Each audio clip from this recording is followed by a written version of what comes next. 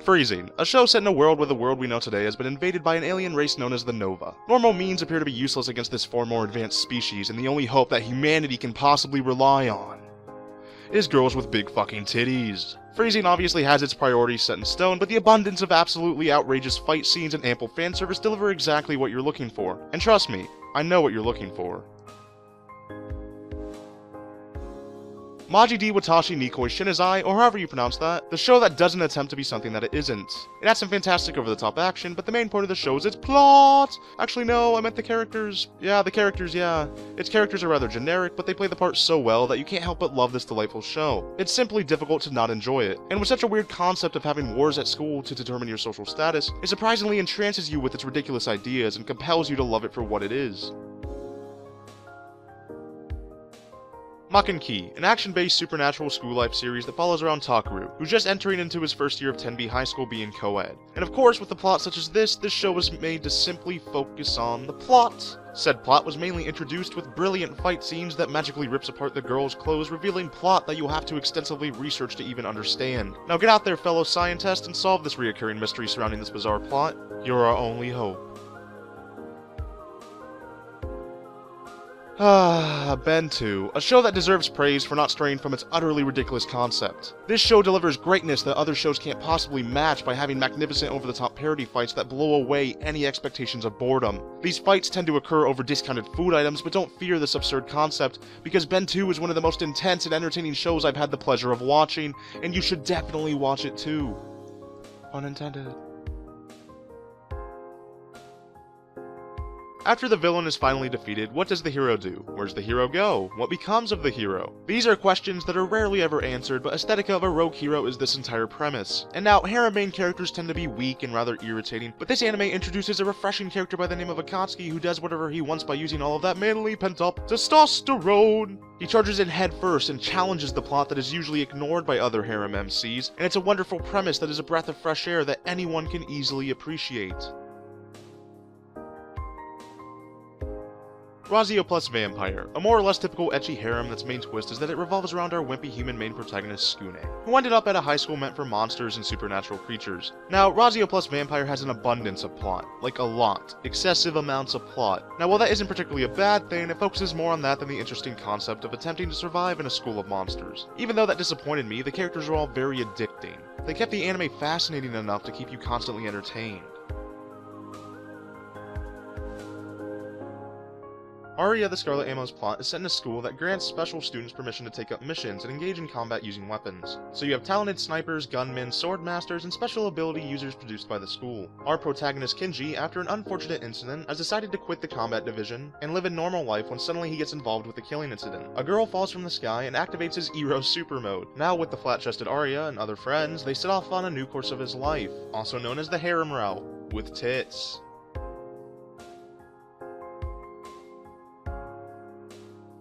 Eleven Eyes, an anime that seems rather generic until this group of friends is thrown into an alternate dimension where they must fight through this mysterious phenomenon that they've been forced into. With an ominous atmosphere that worked well with the twisted storyline, it effortlessly manages to keep you guessing and wanting to delve more into the mysterious world that it's so skillfully constructed. Familiar of Zero is an anime that follows around our main character Saito, who was summoned into this unknown magical world to be a girl Sunjone's familiar. Of course, all the other girls in the academy are attracted to him for no reason, so fan service galore, but putting aside the fan service, the actual romance plot excuse me.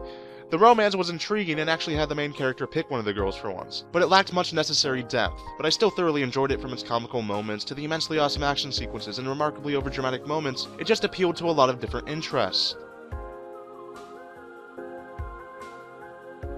Sakan no Quasar is about a Russian exchange student named Sasha who is a Quasar. A Quasar is a person that can control certain elements, and Sasha can control the element iron.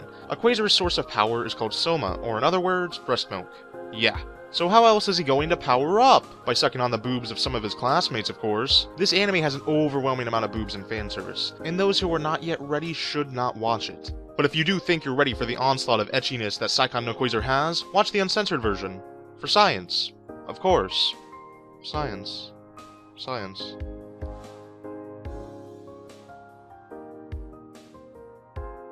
Horizon in the Middle of Nowhere, an anime that begins in a distant and somewhat bleak future where humanity has ascended into space but were then forced back to Earth after warring past their limits. After coming back to Earth, they find it in a devastated condition, and with such a serious sounding plot, Horizon shocks you by mixing humor, action, and romance together into a setting that you wouldn't expect to work. But it works so tremendously well. It manages to work because it has such an interesting and unique array of characters. And although Horizon isn't very thought-provoking or complex, it is exceptionally entertaining and amusing to watch. So, I Can't Play H is about the usual cliché boy meets fantasy girl story, but while lacking an even somewhat special story, it's still got something that many other shows lack, and that's a great array of characters. The characters all had different ranges of personality that easily drag you through the journey of So I Can't Play H. Also, massive amounts of plot that is very intriguing because, well, plot, do you really need another reason? C-Cubed, an anime that revolves around a boy named Hararaki who one day receives a mysterious black cube from his father. The black cube actually ends up being a girl named Fear, and she's cursed. So Hararaki, who's immune to curses, attempts to save this cute, innocent-looking girl. And while the story progresses, the story takes on a much more darker tone, and as everything spirals out of control, you find yourself utterly enticed by the demented C-Cubed. Campione is a story where a 16-year-old boy went on an adventure and ended up slaying the god of war in Mortal Kombat, thus he became the 7th and youngest Campione, and now he has to stop the evil workings of other troublesome gods alongside with his companions, also known as a motherfucking harem. Campione set itself in a supernatural theme and succeeded in combining different elements along its progression. The plot was superb and gives its viewers a whole new experience. That plot.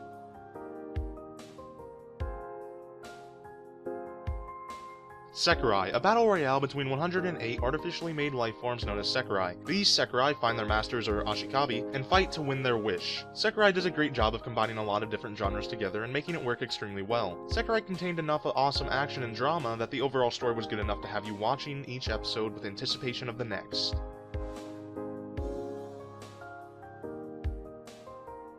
Zombies, ass, and tits. What more could you ask for? That's like 90% of every nerd's wet dream. It's only 50% of mine, but it's missing something.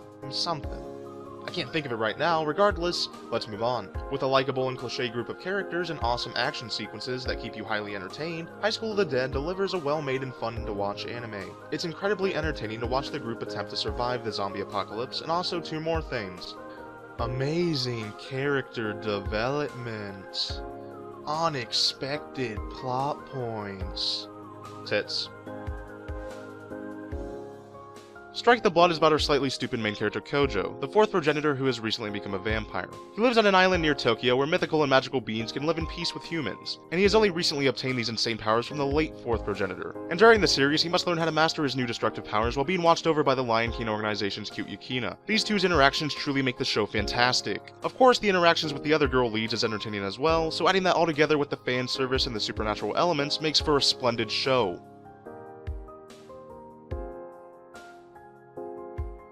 Date Alive, a series where our protagonist Shido works to defeat invading space entities by dating them. Hopefully you've realized that this show is a parody from that description alone. While Shido gains the love of these space entities, he quickly develops a harem of diverse personalities and various boob sizes, creating an ensemble of great characters who deliver a different twist to the harem genre and doesn't take itself all that seriously. Just an extremely fun watch.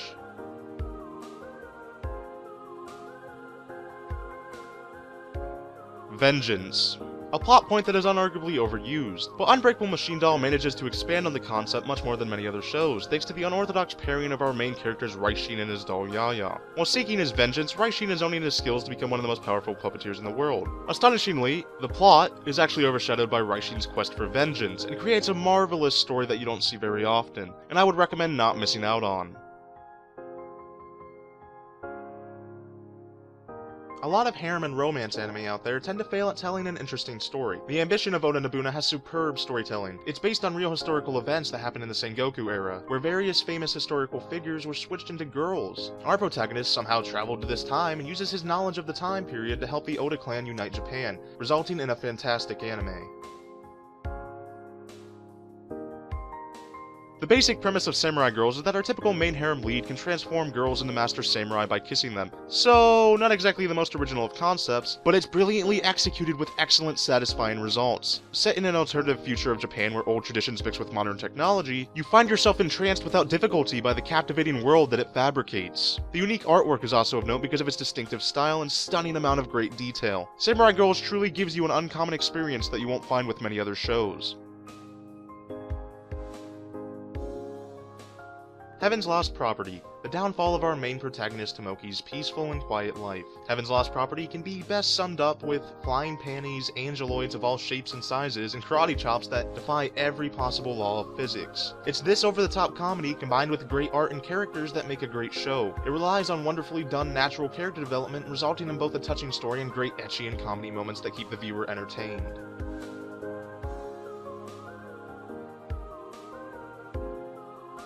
Set in the near future, the story revolves around powered exoskeletons called Infinite Stratos, an advanced piece of technology that is more powerful than any other existing weaponry, but they can only be operated by girls. Because of this, society and the world has to adapt so that females are now the ones in authority. But all of that changed when the Fire Nation attacked.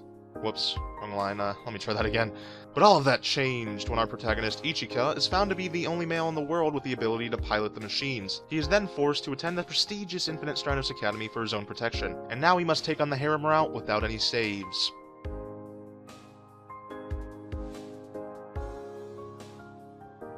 Is This a Zombie? An anime that is based off its own complete outrageousness. With numerous wild and crazy concepts crammed into one anime, it still somehow manages to tie it all into a very neat comical package. It seamlessly incorporates all its content into a coherent and flowing story that repeatedly blows you away with its absolute ridiculousness. Is This a Zombie? Is one of the most hysterical anime in creation and deserves to be watched by every anime fan.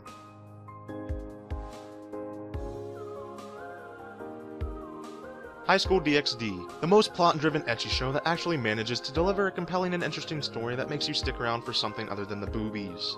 Yeah, right. With a unique story where our main character Issei is murdered and then later reincarnated as a devil by his beautiful upperclassmen, he now fights an almost unwinnable battle to have his own harem and defeat angels that wish to destroy him and his clan. A plot-driven show that keeps you glued to the screen. Ah, who the fuck am I kidding? Tits!